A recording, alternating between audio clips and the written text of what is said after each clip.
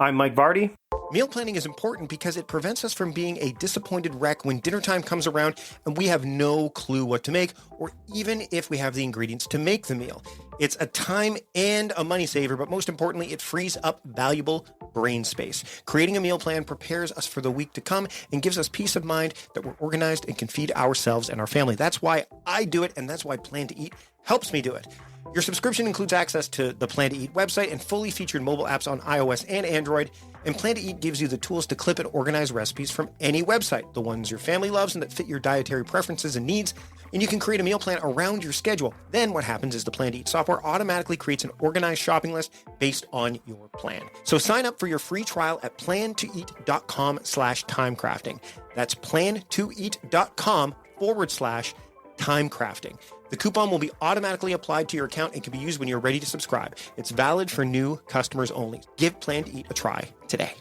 And this is the Productivityist Podcast.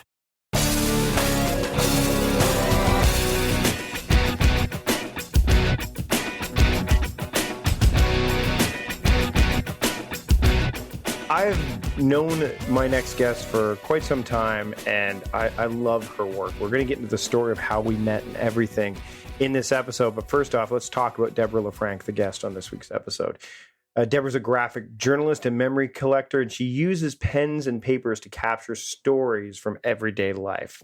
One fun way that she does this is by creating Sketchnotes, which is a phrase popularized by Mike Rohde, in fact, invented by him back in the day. Sorry, Mike. Not that far back in the day. She also creates graphic presentations as well, of presentations that she gets exposed to. We talk about that in this episode as well. The visual stories that she shares helps her remember the nuggets of wisdoms that have been shared. And her company, Visual Life Stories, helps other people to collect their memories, whether it be a business, travel, or related to personal stories. We talk about how she incorporates visuals into her bullet journal in this episode. There's a bonus episode that talks about this for Patreon supporters. I'll talk about that in the following the interview. But there's just so much that Deborah has to share, and I want to get to it right away. So here's my conversation with Deborah LeFrank on the Productivityist Podcast. Enjoy. You know, I would have much rather had the opportunity to do this via video. But first off, as we're recording this, we have snowish in Victoria. Deborah, thanks for joining me today. You're welcome. So, we definitely have snow out at my end of the peninsula. So the reason that video would be great for this is because of what you do. And we've worked together on a few occasions. And the first, just to give people a bit of background, is the first time I met you was at Social Media Camp when you basically, I'm gonna use the basically you graphically journaled my talk. I could say sketchnoted, but I'll talk about the definitions of the different kinds. Sure, we'll get into that in a minute. But you, myself and CC Chapman, we were there, and I did my talk, and I watched you out of the corner of my eye, like kind of sketch things out, and that's the only time I've done that talk, by the way. So it's great. And then I got to keep the actual big version of the talk, was on a huge mural. But then you did something that really impressed the hell out of me. And I still talk about this to this day, and I think that I want to talk about like making an impact with what you do right off the get-go. But this is what made an impact for me almost immediately, is you handed me a business card. But on the business card was a miniaturized version of my talk. And you did it the next day. Obviously, you didn't do it at the time. But I was blown away by that. and so why don't you tell everybody first off what it is that you do, with your work, and then maybe the background to that story a little bit, because I know you've told me why that happened and how maybe it was not necessarily the most intentional thing that would have happened initially. Yeah. Well, thanks very much for having me on this podcast. So my work, I sort of call myself two different things. I'm a graphic journalist and I'm a memory collector. So the graphic journalist part is about gathering stories and information, like a journalist does, right? The written part. But then I take that and I combine it with images, in the case of your graphic recording at the social media camp, and combining some iconic kind of sketches, some just little quick drawings. I also do some of my work combining photographs and maps when I'm doing things in more of a digital format. So that's kind of the graphic journalist part. The memory collector part is really like helping people at meetings and presentations remember what they saw and what they heard. And excuse me. And I also do the memory collecting a little bit deeper in terms of people's personal stories at specific events, something that's happening. I sometimes do someone's whole life, or I do a specific part of their life. And I also do travel stories. So they're all kind of done in this sort of illustrated journal, graphic journalist style.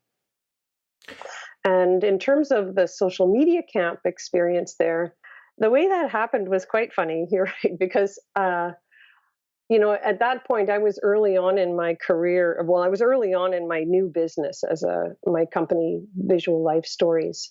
And so I had, I had some little business cards that I'd made, but mostly I had the business cards from my previous career as a landscape architect, which I still do a bit of that.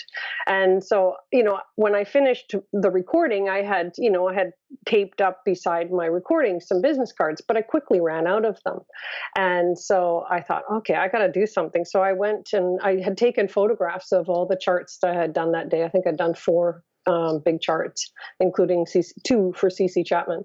And I then went to Staples and picked up a, do-it-yourself business card thing, came back to my office, uploaded the photographs, and then just printed them out on I do have a color printer, so printed them out on my printer, and the next day was able to hand those out. And it seemed to make quite an impact, actually. And it's funny because I did that again just recently at an event at the summit at the pier, and where Sir Ken Robinson was speaking, and it was a youth event. And so the next day I was able to go back to the, again, it only works when you're doing a 2-day event, right? And so the next day went back and was able to hand out to all the youth a card that showed some of the words that they talked about and that they had developed through their working workshops throughout the day. And then more to the adults, I'd given the Sir Ken, because there were a lot of adult volunteers, so I'd given them their cards. So anyway, it's a kind of a fun way to kind of keep the story alive, keep the memory alive. Yep, absolutely. And what I loved is that, you've also done some stuff with us at Chris Gillibo up here. Productivity's brought him up here. And again, to be able to kind of capture the essence, and I think that's the really important, is the essence of a presentation, and the essence of I think that to me is really powerful, because a lot of people, what they'll do, and I think the interesting is this day and age, a lot of people are spending their time filming these kind of things, or they're, taking pictures, but they're not actually paying attention. How does your work, how does that help foster that, that attention? Because what you're doing is basically you're actively listening, obviously, and maybe walk through your process. And then what's happening is that the people that are, with that kind of thing in mind, I think you're actually saving a lot of people time, because they can just say, okay, I'm going to pay attention to this, and then I'm just going to take a picture of it, which I think a lot of people do. And then they have these takeaways, and they've got this beautiful kind of companion piece to go along with the talk itself. Right. Yeah. So certainly it does seem that people are very attracted to visual storytelling. That's infographics, right, has exploded, in the last, in fact, it's almost imploded in some ways, but it's exploded, and people are a lot of people are visual learners. The majority of people are visual learners. So when I'm capturing that essence of the presentation, and I'm combining it, again, with these little graphic metaphors, I am not an illustrator. So, I firmly believe anybody can do this, quite frankly, but, and Mike Rohde's who I think we'll talk about too, in terms of Sketchnotes, he firmly believes everybody can do this as well. But sort of coming back, it's really listening, active listening, making sure you let go of the idea that you're going to capture everything, because you're not. You're going to make spelling mistakes, and so you can come back. The Chris Gillibo one was great because it was a whiteboard. I could go back if I made a spelling mistake and easily correct it later. But you're really trying to kind of get those nuggets of information, the things that stand out that you go, oh, yeah. Now, when I'm doing it, it's really interesting for me because I actually can't internalize.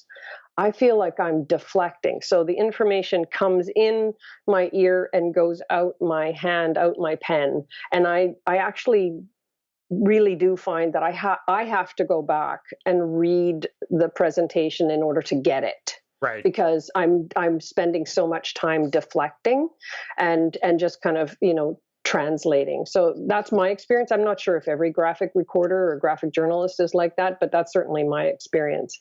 And so when I'm actually working in Sketchnotes, and this is where I think people can do it themselves at meetings, is that, you just let go of that idea, right? That you're going to capture it all. You just have a couple of pens in front of you, a big fat one, with a nice contrast color, maybe a black pen, in order to take the smaller notes, and you just start by just put a title on it, and you can do that ahead of time, but just listen for those nuggets and just go in and try and kind of create containers to a certain extent for the information too. I think that's another part of it, is that I'm not writing across a board. I'm putting things, there might be 2 or 3 words in one line at the most. So things get kind of visually containerized. And then, you can link things, so there's somebody said this and then somebody said that. Well, that's really easy to link with an arrow. And, there's super, super simple icons for drawing people. And, you can put a bubble around something. You can put a cloud around something. You can go in and highlight it later. But when I do Sketchnotes, I'll use just 2 pens. Say a blue and a black. I always use I love the Staedtler 0.3 black pen. It's got such a beautiful line. So I use those 2. And then I'll go back after and read over my notes and, bring in a highlighter pen, maybe an orange or a yellow or something, and then highlight it. But it gives me that opportunity to kind of revisit the information that I have received from whoever it is. I'm looking at one of the images you sent me, which is a talk I did in October of 2016, where I spoke to a local business group. And I mean, I spoke for what? How long was I up there? An hour, I think?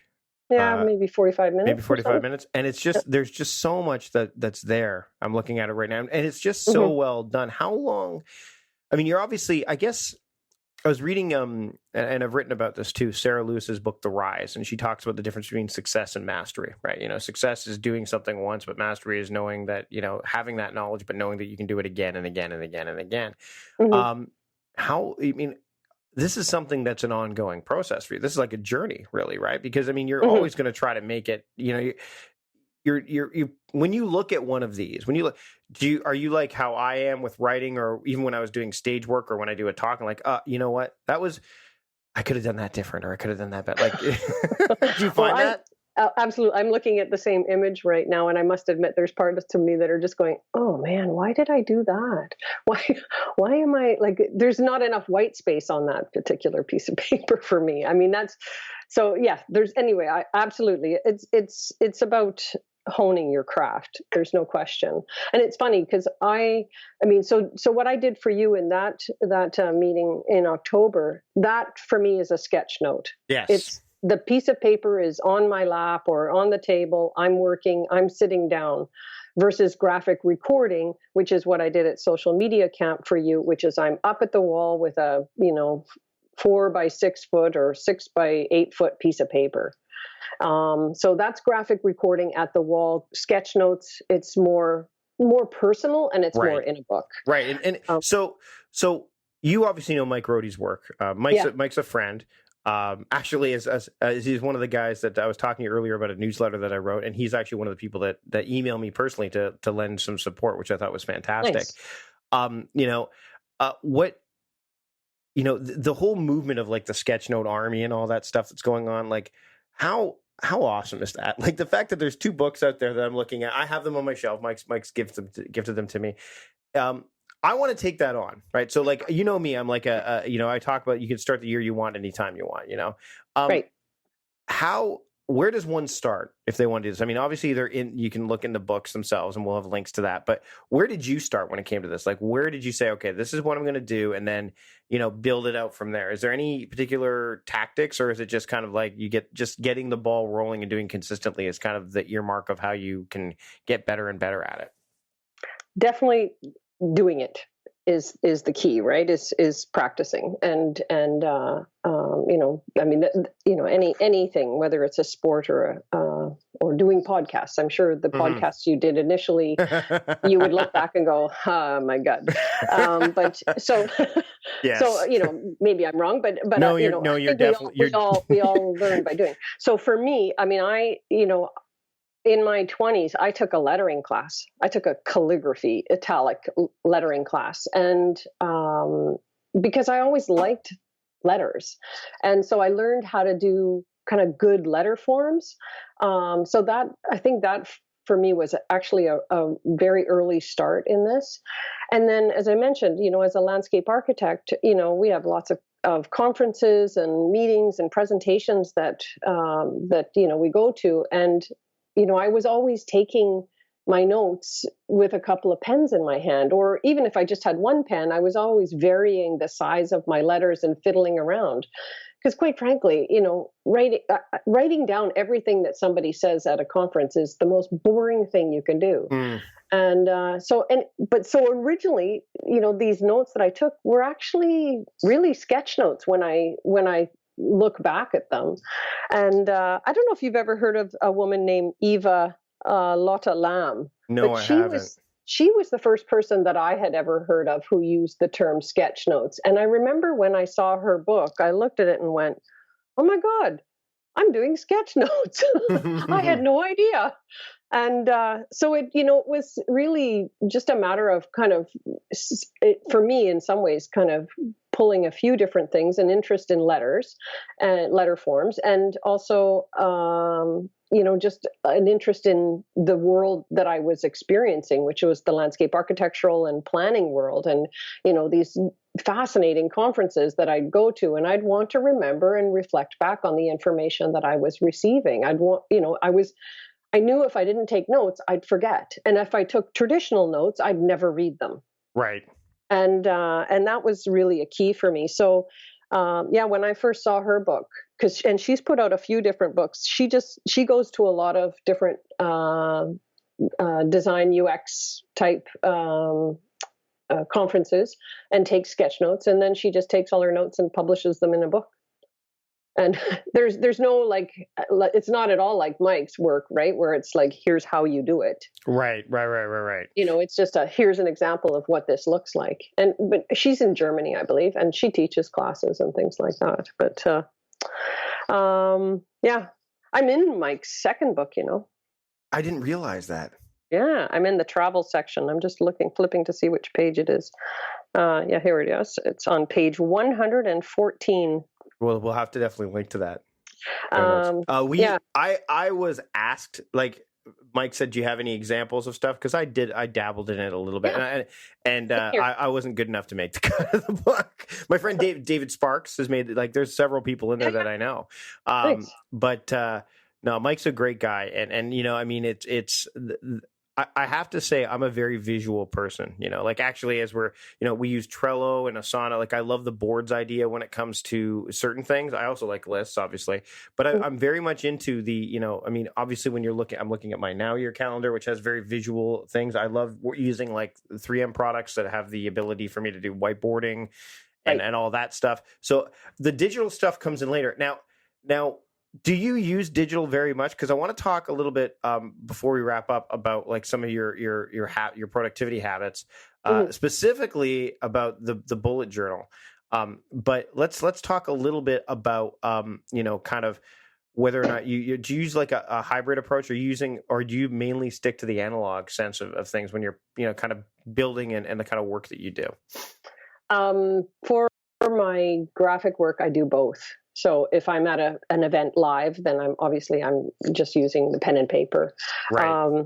But I certainly, when I'm doing some of the personal stories and the travel stories, and also business stories, if I'm doing something for somebody, I just finished doing some work for Jordan Bauer, the strategic storyteller. I think you had a podcast with him. He's been on the show too. Yeah, so we just did some work where we created some visual graphics that he will use in his workshops, but then they can also be, they were also incorporated into some, a promotional booklet, basically. And so, I've created 3 of my own fonts that I use. So when I'm working, I can also incorporate that hand look, but then it becomes a file that's much more easy to edit. So that's, certainly for, I've done a number of different projects for different clients where, we've initially done something by hand. That's kind of helps because I can do that reasonably quickly. Right. And then you can kind of look at it and go, yeah, okay, we're on the right track here. And then, then we turn it into a digital format. We also, in some cases we're getting Word doc information from somebody. I did some work for a number of years with Thrifty Foods, our local grocer here. And, they would just send me, 8 or 10 pages of text, and then we would combine that with sketches and use a hand-looking font, like a hand-drawn font, and create a booklet. This was to their staff, to communicate to their staff. Their staff were never reading any of the information they were sending them, and they started doing these little accordion hand-drawn booklet type things, and everybody reads it now. Wow. So it's just really interesting to see, because I think, the world of photographs and text, that style, that very graphic style, it's just everywhere. And so, you have to differentiate yourself, right? And so businesses are finding that that's a way, by combining that kind of human touch of the sketch, then you can get that same feel, but you can still create an editable file. Let's talk about it. Something that you use that we both know quite a bit about. Bullet journal, the bullet journal. Yeah, I love the bullet journal. So we're going to dive into this as we get close to wrapping up the episode. Sure. But I want to walk through. So the interesting thing about the bullet journal is obviously it's very analog, right? And yes, it is. Obviously going to link to this in the show notes. And Ryder's put together a really. I've had the opportunity to speak to Ryder before as well, but he definitely he's created some kind of a phenomenon, really, when it comes to this thing, especially in the productivity space. But I've seen your bullet journal. In fact, there's, if there'll be links to it in the show notes as well to see what it like. You're able to combine the artistry and that you've kind of crafted your own finesse, your own style. If you want to look at the idea of line, speed, and beauty, you certainly have captured that with your bullet journal. What have you? I don't want to get into the specific tweaks that you've done, because I think I want to save that for a bit of bonus material. But let's talk about like your layout and why you've gone with the bullet journal, and then maybe for some bonus content for my Patreon supporters, you'll dive into maybe a bit more of the nuts and bolts of some of the modifications you made. Sure. So why the bullet journal, and what's so appealing for it in terms of why you use it? Well, the one thing about the bullet journal that has saved me, I think, and I've been using it now, this is my 2nd year, is that I can see everything in one place. And, I've got my to-do list there. I've got the things I want to focus on in the future. I've got, random thoughts that come into my mind can get dumped there. I can see my calendar all in one place. And I use the calendar on my phone, on my iPhone, to make appointments, but I wasn't finding that, well, 2 things. One is I was always nervous that if something ever happened to that, I would lose. And it happened to me once, and I lost all my appointments. Ugh. Yeah, it was more than a. It was pretty.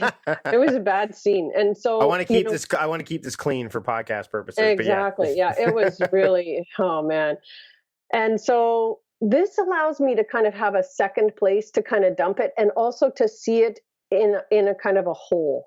And so yes, I find that I must admit that's the one place that the bullet journal is a little bit time consuming, is that I do need to make sure that when I make appointments on my phone, if I'm out and I don't have my bullet journal with me, which I usually do, but I don't, if I make an appointment when I'm out, I don't forget to put it in the book, right? So that's the only place where I kind of feel like I'm doing a little bit of double duty. But everywhere else, it's just a gift. I mean, I just think it just has helped me to be so much more productive, so much clearer about what I can actually accomplish. I used to have these ridiculous to-do lists that were so unachievable. And now, because of the size of it too, it's just more compact. I'm more realistic. If I see that this week is full, I just add it to the next week. Especially if it's not something that's urgent, right? Right. And also the other key thing I think for me is that I'm often thinking about, oh yeah, I need to email that person. Oh, I need to phone that person. This is where that goes. And that in itself has just been a huge, huge godsend, because again, I was writing that stuff onto my phone, and then I don't know, it wasn't working for me. And I like my phone, but I'm also, I like having both. I really like having both. And the one thing I've also started doing with my bullet journal, and I was inspired in September, which is like you, is kind of the first of my year. I decided, okay, I'm going to rethink how I do my bullet journal. I'm just going to look at what other people are doing. And so I did a bunch of research and looked at a whole bunch of examples. And so then I developed the latest version that I have based on that. And one of the things that I decided to add was a tracking template, where I'm tracking things like, okay, what exercise did I do today? Did I read today? Did I have any alcohol today? So like a habit tracker. Exactly. Yes. Habit tracker. Yeah. And just those things that I want to be doing. And I'm really, really clear that I'm not using it to give myself any guilt whatsoever. It's just about being interested, And the great thing about adding that feature alone is I talk about journaling with the methodology that I teach, the Now Year method. You can combine that journaling into one. So now everything lives in one place. Yeah. Right, because you don't even need to write a journal entry. If your journal entry consists of, did I do this? Yes or no? Actually, you can. It's a running journal. It's basically It's kind of like the great thing about the bullet journal that I like is it's a paper-based app. Yes. That's really to break it down really to its most. Yeah. Now, absolutely. Now, I'd be remiss if I didn't wrap up with this, but you've added some elements of the Now Year method to your bullet journaling, right? Because you've seen me speak a number of times, and eventually, I'm able to drill some of this stuff home if you see me often enough. What are some of the things that I've talked about that you've incorporated into it before we draw this episode to a close? Yeah. So for me, there's kind of two key things. One is the daily theming. That's been really helpful. So I do, my Monday, basically every day of the week is themed. The other thing that I have incorporated, and I think this is from the Now Year, but I sort of think of it as also coming from CC Chapman, is my focus words. Right. Actually, yeah. Chris Brogan actually came up with that initially. But CC is one of the people that Chris started it, and then it kind of has spread like wildfire across the internet. Yeah. So I always so for me this year, my 3 focus words are clarity, connections, and accomplish. So accomplish and connections are 2 of the categories in the lower part of my bullet journal. So I have the calendar part on the top, and then on the lower part of the page, I have the accomplish and connection. So I'm just constantly kind of remembering and connecting back to that. And I figure the clarity just goes through having the whole thing all together. So, yeah. Awesome. And certainly, you talked about the journaling. That's actually something that, we're recording this in early December. My plan is for January is to start doing that on an active basis, that daily journaling, and just asking, myself some key questions every day, and just really trying to drill down to, getting to the core of, my accomplishments and my productivity and where I want to be in life. I mean, for me, all of this stuff fits together in terms of, it's not just business, it's life. And so awesome. I have a category for home and personal on my daily week as well, or my weekly list as well. Awesome. It's all tied together. Well, yeah, and then again, the bullet journals. You have. I mean, I wrote about ubiquity not too long ago. Having all that stuff in one place is really ubiquitous. Yeah. So, yeah. Deborah, this has been awesome. Thanks so much. Obviously, we've got for those who are Patreon supporters, there's more of you over on the Patreon side of things. If you want to become a supporter, head over to patreon.com, productivityist/productivityist, and you'll be able to join us there. Thanks again so much, Deborah, for being on the show today. Where can people find you online so that they can follow up with your work and keep in touch with you? Yeah. Thanks, Mike. It's been really a pleasure. So my company is called Visual Life Stories. So it's visuallifestories.com is my website. And I'm also on Twitter sometimes, and at Deborah LeFrank, and at Visual Life Story. And I'm on Facebook. I have a Facebook page as well. So, awesome. Yeah. Thanks so much, Deborah. I also do a newsletter that I send out every sort of a visual newsletter every 3 weeks. So I'd love for people to join in, and I always share different stories from either work I'm working on or things that I'm running into, and like you, always want to share more than I ask. So awesome. It's fun. Well, thanks so much, Deborah. I'll make sure that all that stuff's in the show notes. Take care. We'll talk soon. Great. Thanks so much, Mike. I strongly encourage you to check out Deborah's work. It's fascinating stuff. There's a bonus episode that I did for Patreon supporters where she talks about the bullet journal in more detail.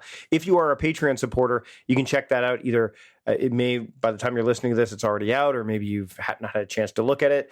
But give it a listen. And if you're not a Patreon supporter, you could do that now. Go to patreon.com/productivityist to learn about all the perks. Get the bonus episodes, the 2 bonus episodes I deliver every single week, as well as become part of the exclusive Slack community where ideas, exchanges, stories are all happening there in that Slack community.